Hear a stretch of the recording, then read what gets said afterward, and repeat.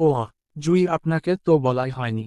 আমার আজকেও ফর্সা করে একটা লাল টুকটাকে মেয়েকে পছন্দ হয়েছে। আপনি কিন্তু আমার সেটিং করাবেন দ্রুত কেমন? শীত কিন্তু চলে এসেছে। বউ কিন্তু লাগবে। আরে আপনি লজ্জা টজ্জা পড়ে পাবেন। আগে আমার কথাগুলো শুনুন। ভাবছি বউয়ের জন্য বিশাল শপিং করব। বড় থেকে ধরে বউয়ের ছোট ছোট কাপড়গুলোও কিনব। নয়তো বউ আবার আমাকে আরোমান্টিক ভেবে চলে গেলে তখন আর বউ পাবো না আমি। আমি আবার বউ পাগল মানুষ। রিস্ক নিতে চাই না। বউয়ের ছোট ছোট কাপড়গুলা আগে কিনবো। রোমান্টিক হব। আর ওই যে বউয়ের ছোট ছোট কাপড়গুলো কেনার সময় আপনি কিন্তু আমাকে সাহায্য করবেন কেমন? আচ্ছা যাই হোক, এবার আমি চলে যাচ্ছি। আমার আবার অনেক কাজ বোনের বিয়ে নিয়ে। যাওয়ার আগে আরেকটা কথা আপনাকে বলে যায়। আপনার কাঁধে কাপড়ের নিচে কালো কালো ফিতার মতন কি যেন উকি দিচ্ছে, ওটাকে ভিতরে টানুন। দেখা গেল সবাই তো আর আমার মতো ভালো মানুষ না, যে দেখেও কিছু বলবে না, চুপ থাকবে। আমি আবার মানবতার খাতিরে জানালাম, বেআইন বলে কথা। আচ্ছা বেআইন, আসি। বাই। আয়নের নির্লজ্জ কথায় লজ্জায় মিলিয়ে যায় জুই। বুক ধরফে আস্ত হয়ে দ্রুত হাতে কাঁধে কাপড় টানল। লজ্জা মুখ ঘুরিয়ে পাশে তাকালো ততক্ষণ, যতক্ষণ না আয়ন এখান থেকে প্রস্থান করছে। আয়ন দুষ্টু হেসে গটগট পায়ে চলে যেতেই ঘাড় ঘুরিয়ে তাকায় জুই। লজ্জিত চেহারা লাল হয়ে উঠছে তার। বুকের ভিতর চাপা ধরফর কাজ করে আয়নের এমন বেগতিক ঠোঁট কাটা কথাবার্তা শুনলে। সবকিছু বলেও বলছে সে ভালো মানুষ। সে কিছু বলেনি। তার সকল মানবতা খাতির শুধু জুইকে নিয়েই। জুন্নু কি হয়েছে? মধ্যে রাস্তায় প্রতিবন্ধীদের মতো বসে আছিস কেন? জুই মাথা তুলে তাকায় মার দিকে। দুজনের গায়ে শিম শিম লেহেঙ্গা জড়ানো। জুই কিছুক্ষণ আগের কথা মনে করে ঠাস করে উঠে দাঁড়াতেই জুতা থেকে পুনরায় পুতো শব্দ হতেই মায়া ছিটকে 2 কদম দূরে সরে দাঁড়িয়ে নাক চেপে বলে, ছি ইয়াক, কি গন্ধ! মায়া কথায় চেতে উঠে জুই। Like seriously? জুতার শব্দেও বুঝি গন্ধ ছড়ায়? এবার বেশি বেশি হয়ে গেল না জুইয়ের অপমানটা? প্রথমে জুতা, তারপর অসভ্য ডাক্তার, এখন মায়া। জুই রেগে ফ্লোরে টাইলস থেকে টেনে রাবারের একটা জুতা আলাদা করে মার দিকে ছুঁড়ে মারতে মারতে বলে, কুত্তি মানুষ আর জুতার শব্দের মধ্যে পার্থক্য বুঝিস না? তোর এই অসভ্য জুতার জন্য আজ আমার ইজ্জতের ফালুদা হইছে। আমার নাকি পেটে সমস্যা, ওষুধ দিবে? Like seriously? তুই আর তোর জুতা দুটোই আস্ত ডিপ্রেশন। তার মানে তুই পাদ দেসনি? রাগে কটমট করে বলল। না। মায়া নাক ছেড়ে দিতে দিতে বলে, ও এই জন্যই নাকে গন্ধ বাতাস লাগেনি। শক্ত গলায় চেঁচাল জুই। ঋতুও টিল টিল। জুই নিজের জন্য মার থেকে নিচু ফ্ল্যাটের জুতা পরে নিচে চলে গেল। কিছু সময়ের মধ্যে বরযাত্রীসহ বউকে নিয়ে বের হয়ে যাবে তারা। মায়া নিজের কোবাত লাগালো। জুইকে জুতা দিয়ে একটু ওয়াশরুমে গেল। বরযাত্রীর বিদায়ের সময় নিচে থাকতে হবে তাকে। ওয়াশরুমের কাজ শেষে করে বের হতেই মুখোমুখি হলো মেহু। মায়া চমকে উঠে নিজের বিছানার দিকে তাকিয়ে কপাল কুঁচকে বলে, আপু তুমি এখানে? মায়া বিছানা ছেড়ে উঠে দাঁড়ায় মেহু। মার মুখোমুখি হয়ে কান্না জড়িত গলায় বলল, তোমার সাথে অন্তত জরুরি কিছু কথা ছিল Maya. I need your help. চিন্তিত কপাল কুঁচকায় মায়া। আগের ন্যায় প্রশ্নোত্তর গলায় বলে, কাঁদছো কেন আপু? কি কথা বলো? Till till. ফিহাকে বরযাত্রীর গাড়ির ভিতর বসানোর সঙ্গে সঙ্গে কোথা থেকে মায়াও দৌড়ে এসে ফিহার পাশে বসল। এলোমেলো চুলগুলো থাকতে মাথায় হিজাব আর মুখে মাস্ক পরা। চোখ দুটো লাল হয়ে আছে। ধীরে ধীরে ফুলেও যাচ্ছে চোখের নিচ উপর। দুগালের থাপড়ের দাগগুলো লুকানোর জন্যই হয়তো এই অসময়ে মুখে মাস্ক লাগিয়ে হুট করেই ফিহার পাশে বসে পড়েছে বাড়িতে চলে যাবে বলে। আয়ন ফিহাকে গাড়িতে বসিয়ে ঝুঁকে থাকা অবস্থায় দেখল মায়াকে। মার চোখের লেপটানো কাজলের অবস্থা দেখে তখনই আয়ন চিন্তিত স্বরে প্রশ্ন করে বলল, কি হয়েছে মায়া? কোনো সমস্যা? গলায় পাকিয়ে আসা কান্নাটা গিলে ফেলেও মায়া কথা বলতে পারল না কষ্টে। তীব্র কান্নায় গলা ধরে আসছে। মায়া মাথা নাড়িয়ে অসম্মতি জানালো আয়নকে, যে কিছু হয়নি। আয়ন সন্দেহের বশে আরো কিছু বলবে আর আগেই আয়নের হাতের নিচ দিয়ে আচানক গাড়ির ভিতর প্রবেশ করল জুই। মার বিপরীতে ফিহার পাশে বসে পড়ল। আয়ন তীক্ষ্ণ দৃষ্টিতে জুইয়ের দিকে তাকালো। দুই বোন দুই দিকে বসে আছে ফিহার পাশে। আরিফ মার পাশের দরজা টেনে ভিতরের উকি মারতেই দেখল ফিহার দুপাশে জন বসে আছে। তার বসার জন্য অবশিষ্ট জায়গায় নেই পিছনে। আরিফ কিছু বলবে তার আগেই মায়া আগাম বার্তায় শোনায়, আমি নামতে পারবো না ভাই। জুইকে বলো নামতে, নয়তো তুমি অন্য গাড়ি দিয়ে আসো। তারপরও আমি নামবো না। মায়া কথায় আরিফ চুম করে যায়। তবে মার ভাঙ্গা গলা ও লাল লাল চোখের দিকে তাকায় তীক্ষ্ণ দৃষ্টিতে। সন্দেহ বশে সে কিছু বলবে তার আগেই অপর পাশ থেকে আবারও শোনা গেল আয়নের কণ্ঠের স্বর জুইয়ের উদ্দেশ্য। জুই তাহলে আপনি নেমে পড়ুন। অন্য গাড়িতে যাবে, চলুন। না আমি নামবো না। ও নামবে। এই ঋতু নাম। তোর না এটা শ্বশুর বাড়ি। আমি হলাম বরযাত্রী মানুষ। আমাকে সম্মান দিয়ে সুন্দর করে গাড়ি থেকে নেমে পড় দেখি। যাহ তো। জুইয়ের কথায় মায়া চেতে উঠে বলে, সম্মান আমি না তুই আমারে দিবি। সম্পর্কের শ্বশুর বাড়ির তোর হয় আমার না। তুই আয়ন ভাইয়ার বউ, ফিহা আপুর ভারী। এবার তুই আমারে সম্মান দিয়ে গাড়িতে থেকে নাম। যাহ। মায়া যুক্তিতে থমথমে খেয়ে যায় ফিহা, আয়ন, জুই। ফিহার ভয়ে দ্রুত ঘাড় ঘুরিয়ে মার পাশের দরজার দিকে তাকাতেই দেখল আরিফ অন্য দিকে ঘুরে কারোর সাথে কথা বলতে ব্যস্ত। ফিহার স্বস্তির শ্বাস ফেলতে আয়ন বলে, মায়া থাকুক। আপনি আমার সাথে আসুন জুই। আয়নের কথায় জুই ফোড়ন কেটে বলে, না আমি শুভ ভাইয়ার গাড়িতে যাব না। ওনার সাথে আমার সিরিয়াস ঝগড়া চলছে। এখন ওনার গাড়িতে গেলে আমার ঝগড়া থাকবে না। তাই আমি এই গাড়িতেই যাব। আয়ন ঠাস করে দরজা বন্ধ করে দেয় জুইয়ের পাশের।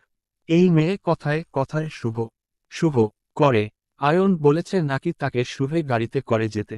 আজব। না থাক এই মেয়ে এবার এই গাড়িতেই যাবে, অন্য গাড়িতে যাওয়ার দরকার নেই। অজ্ঞাত আরিফ গিয়ে বরযাত্রীর সামনে সিটে বসল ড্রাইভারের সাথে। কয়েক সেকেন্ড ব্যবধানে গাড়িটিও চলল আশুগঞ্জের উদ্দেশ্য। পিছনে রয়ে গেল খান বাড়ির। আর মার এক বুক ভাঙ্গা স্বপ্ন। মায়া আসার সময় সবার থেকে বিদায় নেওয়ার সময় অনেকটা কেঁদেছিল। সবাই ভেবেছিল হয়তো মায়া 2 দিনের জন্য খান বাড়ির ছেড়ে নিজের বাড়িতে যাচ্ছে, ভাইয়ের বিয়ের বৌভাতের ফাংশন অ্যাটেন্ড করতে। বৌভাত শেষ করে আরিফ ফিহার সাথে মায়াও হয়তো পুনরায় ফ্রিযাত্রায় ঢাকা চলে আসবে। তাই মার কান্নায় হেনা খান হেসে মজা করে উড়িয়ে দিলেও মেহু জানত মায়া চিরতলে খান বাড়ির দরজা ছাড়ছে। সেই সাথে হৃদও জানত, মূলত হৃদি তাকে খান বাড়ির থেকে চিরতরে বের হয়ে যেতে বলেছে। সবকিছু ভাঙ্গার শব্দ হয়, মন বা স্বপ্ন ভাঙ্গার শব্দ নেই। কিন্তু অনুভবের কষ্টটা হয় খুবই কঠিন, অসহ্যনীয়। এই ব্যথার ঔষধ নেই, কিন্তু আঘাতটা গভীরতম হয়। মার ক্ষেত্রেও তাই। ছোট হয়েও দম মেরে সহ্য করে বসে আছে সবার সাথে। কিছুক্ষণ আগে অনেক কিছু হয়েছে মার সাথে, যেটা ছিল খুবই ভয়াবহ ও কঠিন বাস্তবতা মার জন্য।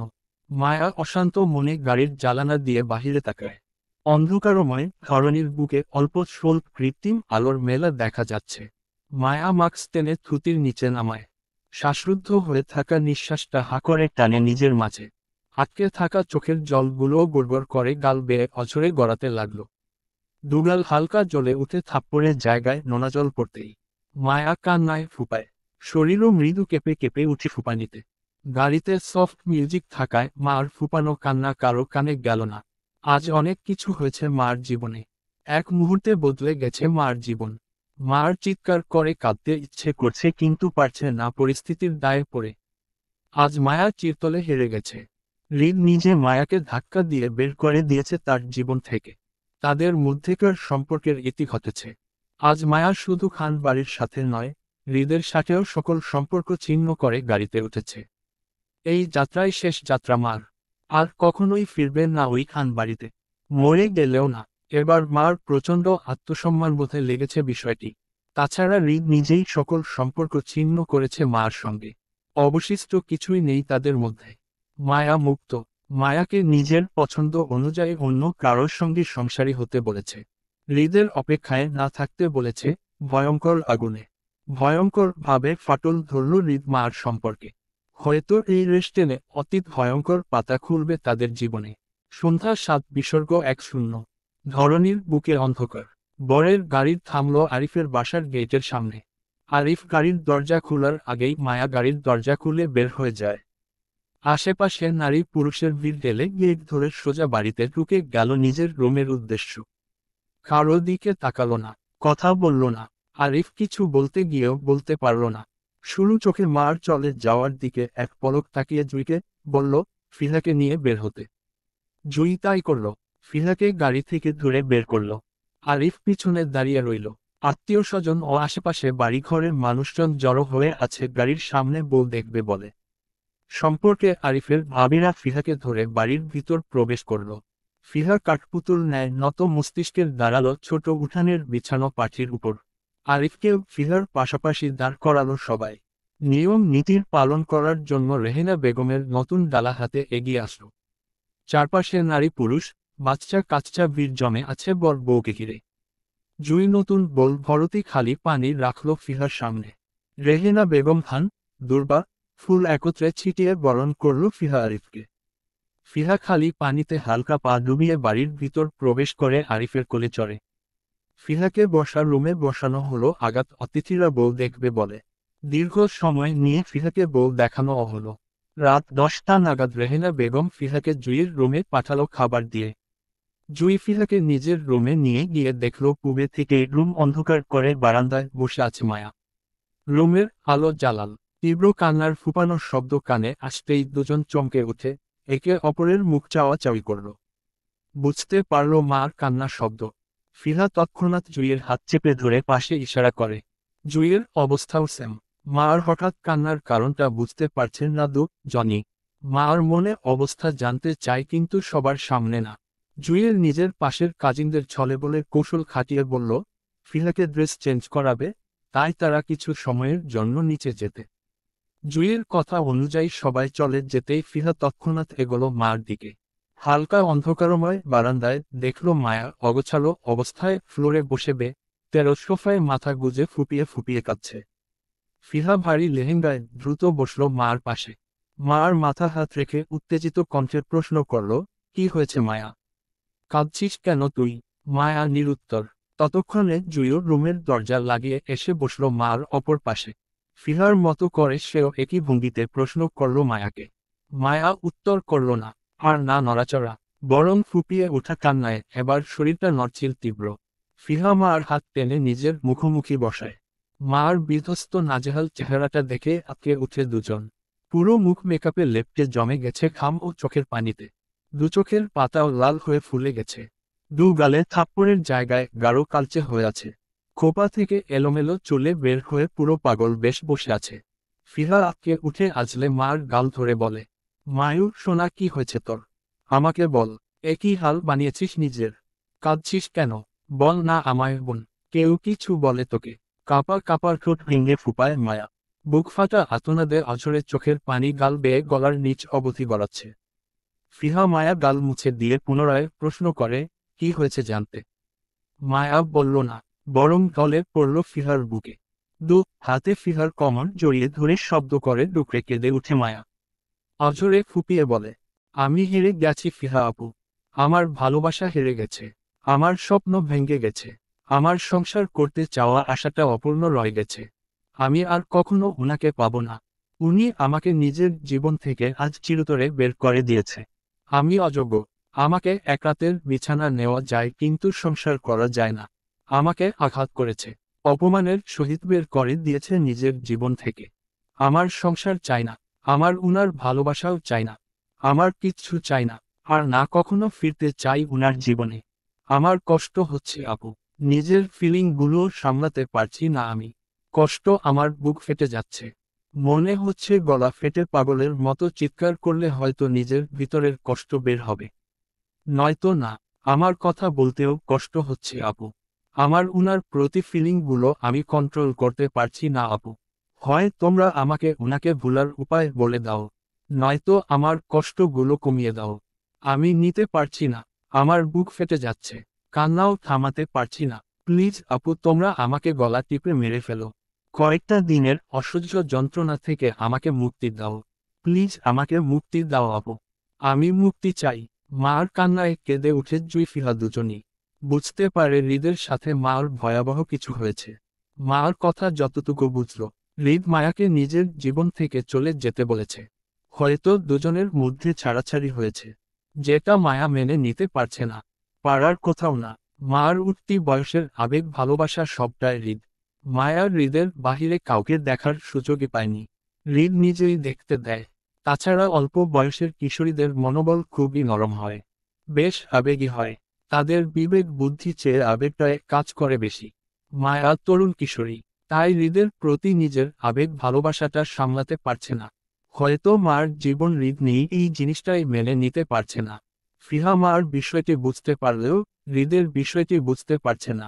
হৃদ অবুঝ নয়, অবশ্যই না বুঝে কোনো কিছু করবে না।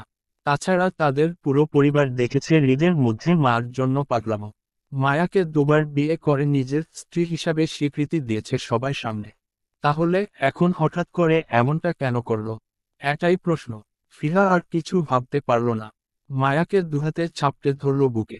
জুইও কেঁদে উঠে মার আর্তনাদের কান্নায়। পিছনে থেকে সেও মায়াকে জড়িয়ে ধরে ফ্লোরে বসে। ফিহা মায়া আশ্বস্ত করে জানতে চাইল আসলে কি ঘটেছিল তাদের মধ্যে। মায়া তেমন কিছুই বলল না, শুধু এতটুকু বলল তাদের মধ্যে সম্পর্কের চিহ্ন হয়েছে ব্যাস। আজকে মেহর মার কাছে আর পর মায়া গিয়েছিল হৃদের কাছে। তখনই ঘটে সবটা। আর সেই সবটা মায়া চেপে গেল ফিহা থেকে। আপাতত কাউকে কিছু বলার মানসিক নেই। ফিহা দীর্ঘশ্বাস ফেলে মায়াকে আশ্বস্ত করে বলে, দেখ মায়ু, হৃদ ভাইয়ের সাথে তোর কি হয়েছে আমি জানি না। তবে এতটা বলতে পারি হৃদ ভাই অকারণে কোনো কাজ করবে না। আমরা চিনি হৃদ ভাইকে, ছোট থেকে দেখে আসছি উনাকে। আমার মনে হয় তোর কোথাও একটা ভুল হচ্ছে। হৃদ ভাই তোকে নিয়ে সাংঘাতিক পজেসিভ। আমরা সবাই দেখেছি সেটা। হৃদ ভাই সবসময় নারী, সংসার, খান বাড়ির, সম্পর্কের বন্ধন, বাংলাদেশ থেকে দূরে থাকত।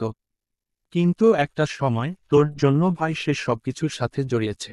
হৃদ ভাই ওর সম্পর্কদের মধ্যে আমরা পড়ি না তুই ছাড়া। আমার মনে হয় তো। ফিহার কথা শেষ হতে না দেখে মায়া ভেজা গলায় শুধালো, আমার ভুল হচ্ছে না আপু? উনি নিজেকে আমাকে বলে উনি আমাকে নয় মেহ আপুকে ভালোবাসেন। তাকে বিয়ে করতে চাই। আমি নাকি উনার টাইপের না। উনার সাথে আমার নাকি যায় না। আমি অযোগ্য নারী উনার পাশে। আমার সাথে এক রাতের বিছানায় যাওয়া যায়, কিন্তু বউ করে সংসার করার যায় না। আমার লেভেল নিচু, তাই নিচু লেভেল অনুযায়ী স্বপ্ন দেখতে, কাউকে ভালোবাসতে, সংসার করতে, উনার অপেক্ষা না করতে। খান বাড়ি থেকে বেরিয়ে যেতেও বলেছে। এত কিছুর পরও বলবে আমার ভুল হচ্ছে?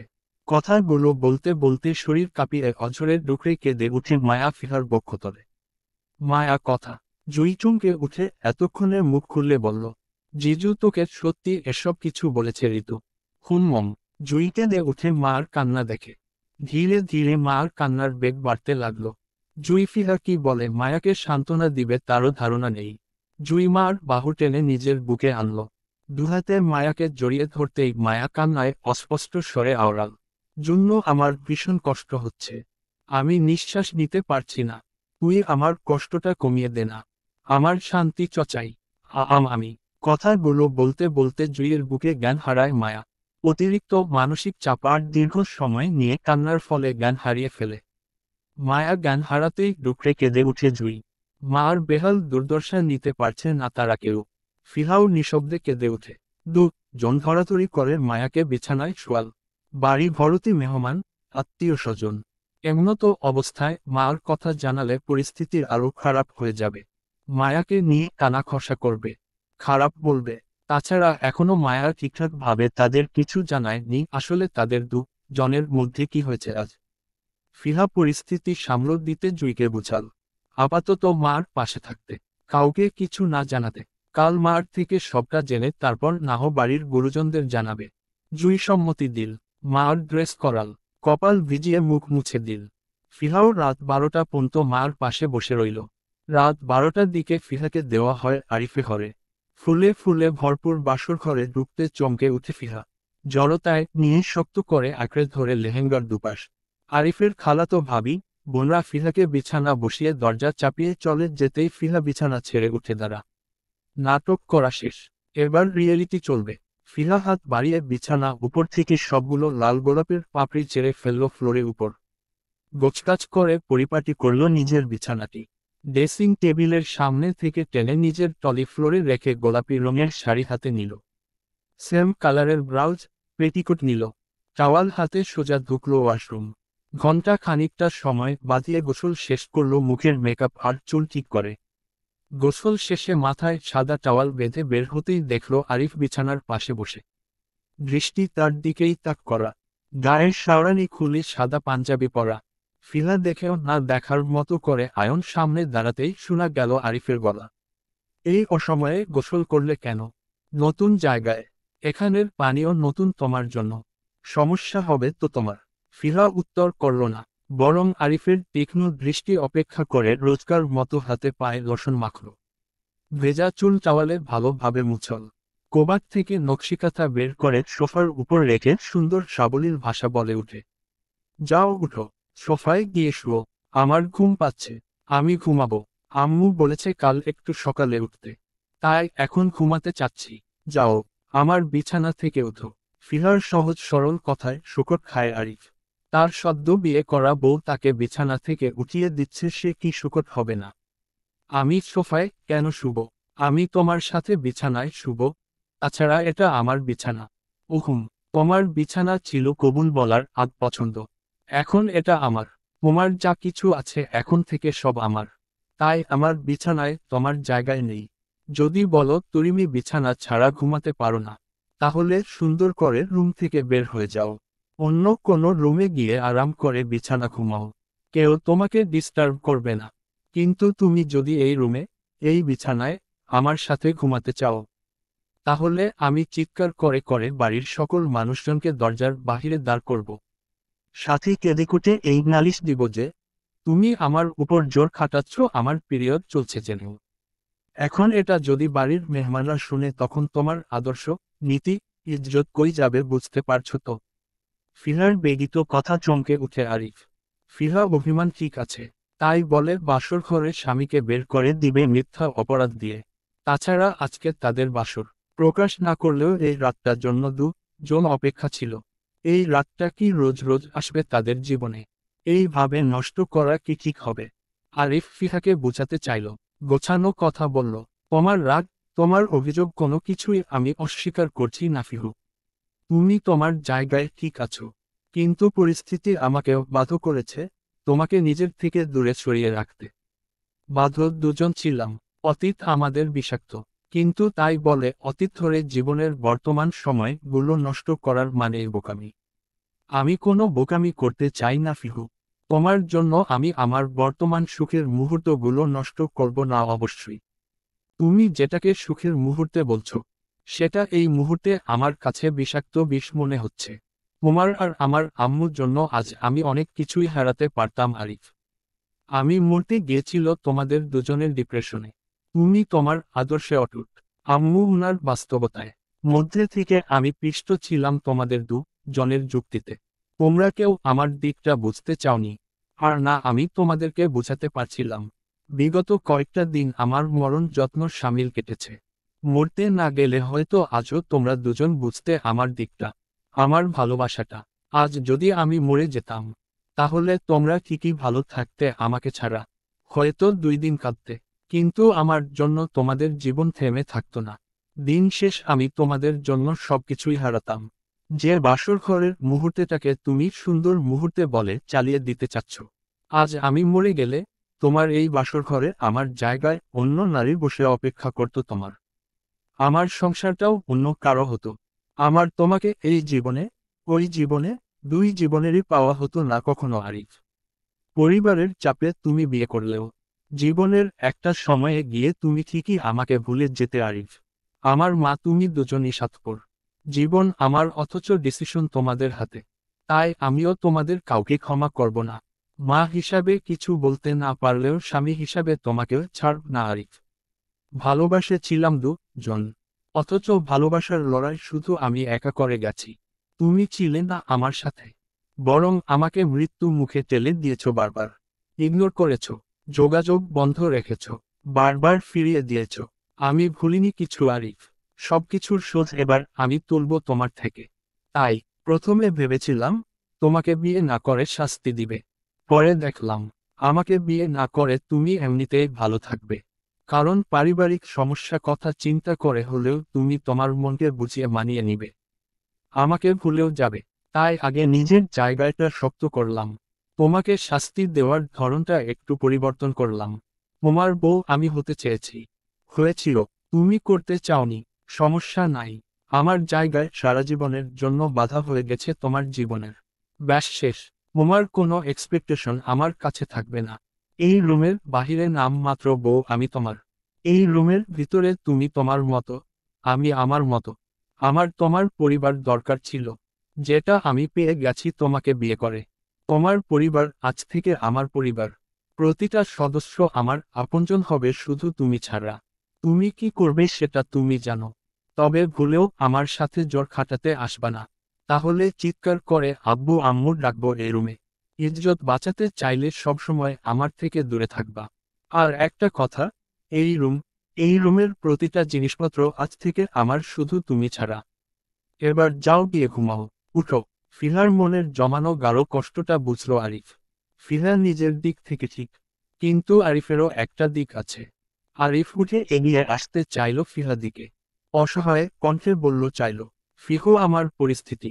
আরিফকে বলতে না দিয়ে বিরক্তির সুরে বলল ফিহা, তোমার পরিস্থিতির হিসাব গিয়ে সোফায় করো যাও, আমি ঘুমাবো। অগাধ আরিফ দীর্ঘ নিঃশ্বাস সাথে উঠে গিয়ে সোফায় বসল। কাকের যে বুঝাবে মনে দুঃখটা। আদৌ ফিহাকে কখনো নিজের পরিস্থিতিটা বুঝতে সক্ষম হবে কিনা তাও জানা নেই তার। ফিহা সুইসাইড অ্যাটেম্প খবরটি আরিফের কানে আসায় তার কি অবস্থা হয়েছিল, সে কতটা থমকে গিয়েছিল একমাত্র সে জানে। আরিফ সোফায় শুয়ে গায়ে কাঁথা টানল, চোখের উপর হাত রাখতে গিয়ে ঘাড় বাঁকিয়ে তাকালো বিছানায়। ইতিমধ্যে ফিহা গায়ে কাঁথা টেনে শুয়ে পড়েছে আরাম করে। রুমের লাইটও নিভিয়ে দিয়েছে। আরিফ বাঁকা হয়ে ফিহার দিকে কাত হয়ে শুল। অন্ধকার রুমে বিছানার দিকে তাকিয়ে থাকল বিষণ্ণ মনে। আজ এই রাতটা ভালোবাসাময় হতে পারত, ভুল বুঝাবুঝি না হয়ে। বাড়ি ভরতি মেহমান বিদায় সিন ক্রিয়েট করতে চায় না সে। তবে ভালোই ভালোই বৌভাত শেষ হলে ফিহাকে নিয়ে আরিফ চট্টগ্রামে চলে যাবে। দুজন একা থাকবে। তখন দেখবে আরিফ ফিহার রাগ, অভিযোগ কতটা আছে তার জন্য। পরদিন আরিফের বৌভাত হলো। খান বাড়ির থেকে সবাই আসল, হৃদ ছাড়া আয়নও আসল। ভালোই ভালোই বৌভাতের অনুষ্ঠান শেষ করলো মেরেজ হলে। মায়া বৌভাতের অনুষ্ঠানে গেল সাদামাটা হয়ে। ফিহা জুই মায়াকে অসুস্থ বলে চালালো সবার সামনে। সবাই বিশ্বাসও করল, কারণ তখনও মার গায়ে বেশ জ্বর ছিল। হেনা খান আরাফ খান মায়াকে নিজের পাশে নিয়েই থাকলো সারাটা সময়। নিজেদের থেকে আলাদা করল না।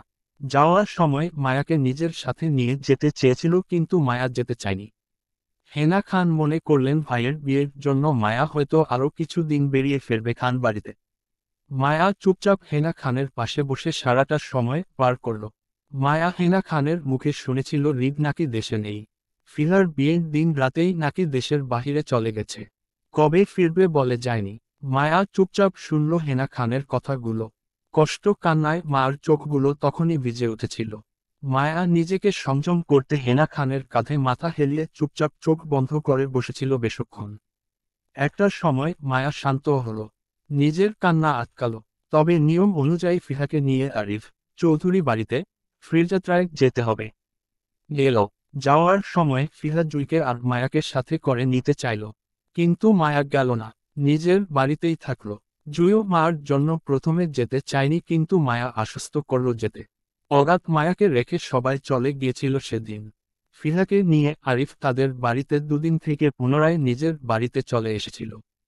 এসেই আরিফ ফিহাকে নিয়ে চট্টগ্রাম চলে যেতে চাইল, কিন্তু ফিহা গেল না, বরং স্পষ্ট ভাষায় জানালো আরিফকে আরিফের সাথে সে কোথাও যাবে না। আরিফের যেখানে খুশি সেখানে যেতে। আরিফ ক্ষুব্ধ মনে সেদিন একাই চলে গিয়েছিল চট্টগ্রামের ব্যবসার চাপে পড়ে। শফিকুল ইসলামকে নিয়ে 10 দিন হসপিটালের থাকা, তারপর নিজের বিয়ে, ফিহাকে তার পুনরায় হসপিটালের থাকা। সবকিছু মিলিয়ে আরিফের ব্যবসার দিকে বিগত কয়েক দিন মনোযোগ হতে পারেনি। তাই ব্যবসার ক্ষতি হচ্ছে ভেবে অনেকটা বাধ্য হয়ে সে চলে যায়। দিন এভাবেই চলতে থাকে। সবার সকল ব্যস্ত পার হয়ে স্বাভাবিক দিনে পরিবর্তন হলো। মায়াও চঞ্চল হরিণীর থেকে অতীব্র শান্ত হয়ে উঠল। সারাদিন যায় তার রুমের ভিতর, কারোর সাথে বেশ একটা কথা বলতে চায় না। রাতটা পার হয় কান্নায়। মায়া খান বাড়ির থেকে এসেছে আজ গোটা 20 দিন হলো। আজকাল জুইও নিজের কলেজে যেতে শুরু করেছে। কলেজ থেকে বাড়ি ফিরে সে মায়ার সাথে বাকিটা সময় কাটায়। ফিহাও মার সঙ্গে দেয়। মায়া যেন হুট করেই বড় হতে শিখে গেল। অপ্রয়োজনীয় কথা বা আচরণ কোনোটাই নেই তার মাঝে। এর মধ্যে খান বাড়ির থেকে রোজ কল আসে মার চলে যাওয়া নিয়ে। মায়া সবার সাথে নর্মাল কথা বললেও খান বাড়িতে যাবে এমনটা বলে না। এরই মধ্যে শফিকুল ইসলামও একটা ডিসিশন নেন। মার সাথে তিনি বিগত কয়েক দিন ধরে কথা বলবে, বলবে ভেবেও বলা হয় না ওনার। তবে আজ উনি মনস্থির করলেন মার সঙ্গে কথা বলবেই। রাত 10টা, নিচতলায় ডাইনিং টেবিলের গোল করে একত্রে বসে আছে সবাই। শফিকুল ইসলাম তিনি রেহেনা বেগমের, জুই, মায়া ও ফিলাকে নিয়ে একত্রে বসল খাবার টেবিলে। খাওয়া দাওয়া চলল ধীরে ধীরে। মায়া মাথা নত মস্তিষ্কের খাবার খাচ্ছে। আপাতত আশেপাশে চিন্তা সে করছে না। শফিকুল ইসলাম খাবার প্লেটে নিয়ে চোখ তুলে তাকালো মার দিকে। হালকা গলা কেশে মার মনোযোগ আকর্ষণ করল। মায়া বাদে সবাই তাকালো উনার দিকে। তিনি উদাসীন মায়াকে নিজের দিকে তাকাতে না দেখে এবার নাম ধরে ডাকল। মায়া খাবার রেখে শান্ত চোখে তাকালো উনার দিকে। উনি স্নেহ কণ্ঠে বলে ওঠেন, তোমার সাথে কিছু কথা ছিল আম্মু। আব্বু কিছু বললে তুমি রাখবে আব্বুর কথা। মায়া শান্ত দৃষ্টির, শান্ত সমেত উত্তর, জি আব্বু রাখব। তিনি পুনরায় আগের ন্যায় বলল, আব্বু উপর বিশ্বাস আছে তো তোমার? জি। বেশ। আব্বু একটা ডিসিশন নিয়েছি তোমার জন্য। আমি আর কখনোই তোমাকে খান বাড়িতে পাঠাতে চাই না। ওই বাড়ির সাথে তোমার সম্পর্কটা ভেঙে দিতে চাচ্ছি। ওই বাড়ির ছেলেকে আমার তোমার জন্য পছন্দ না। তাই তোমাদের ডিভোর্স নিতে চাইছিলাম। উকিলের সাথে আমার কথা হয়েছে। এই বিষয়ে আমি, তোমার মা আর আরিফকে জানিয়েছিলাম অনেক আগেই। তারা অমত করেনি। আশা করি তুমিও করবে না। আশা করছি আব্বুকে সম্মান দিয়ে হলেও আমার ডিসিশন মেনে নিবে তুমি। এখন বলো তোমার কি কোনো আপত্তি আছে আমার কথাতে? শফিকুল ইসলাম কথায় সমস্ত সত্তা নাড়িয়ে কেঁপে ওঠে মায়া। ভাতের প্লেটের হাতটাও মৃদু কেঁপে ওঠে। জুইফিহা চমকে উঠে ভয়ার্ত চোখে তাকালো মার দিকে। মায়া তৎক্ষণাৎ কিছু বলতে পারল না, কান্না গলা ভারী হয়ে আসলো দলা পাকিয়ে আসা কান্নায়। নত মস্তিষ্কের হলো। পরপর কয়েকবার ডুব গিলে কান্নাটাও গিলে ফেলার চেষ্টা করল মায়া। চোখের পাতা ভিজে আসল ততক্ষণে। অন্য সময় হলে এতক্ষণে হাউমাউ করে কেঁদে ফেলত মায়া হৃদের সাথে ডিভোর্সের বিষয়টি শুনে। অমত জানাতো, কিন্তু এখন অমত করার প্রশ্নই উঠে না মার। মার সম্পর্কটা আরো আগে শেষ হয়ে গেছে। এখানে নতুন করে শেষ হওয়ার মতো কিছুই নেই। হৃদ নিজেই সম্পর্কটা শেষ করে গেছে, সেখানে আবার কিসের কি? মায়া এক গ্লাস পানি পান করে নিজের শান্ত রাখার চেষ্টা চালালো। খুবই ধীর স্বরে শফিকুল ইসলামের কথার সম্মতি দিয়ে বলল, তোমাদের যেটা ভালো মনে হয় সেটা করো আব্বু। আমার কিছু বলার নেই। তোমরা যা বলবে তাই হবে। মায়া কথা গম্ভীর হলেন শফিকুল ইসলাম। তোমার সম্মতিতে অন্তত খুশি হলাম আম্মু।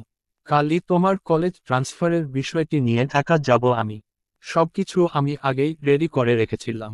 তোমাকে জুইয়ের কলেজে ভর্তি করাবো। দুবোন একসঙ্গে পড়বে।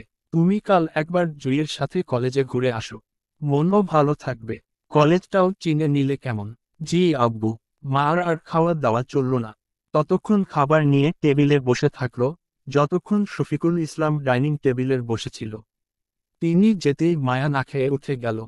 কাউকে কিছু না বলে সোজা ফ্ল্যাট থেকে বের হয়ে বাহিরের সিঁড়ি ধরে উপরের নিজের রুমে চলে গেল। রেহেনা বেগমের তীক্ষ্ণ দৃষ্টিতে তাকিয়ে রইল মেয়ে যাওয়ার দিকে।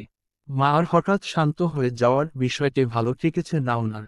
উনি জানে উনার মেয়ে কেমন।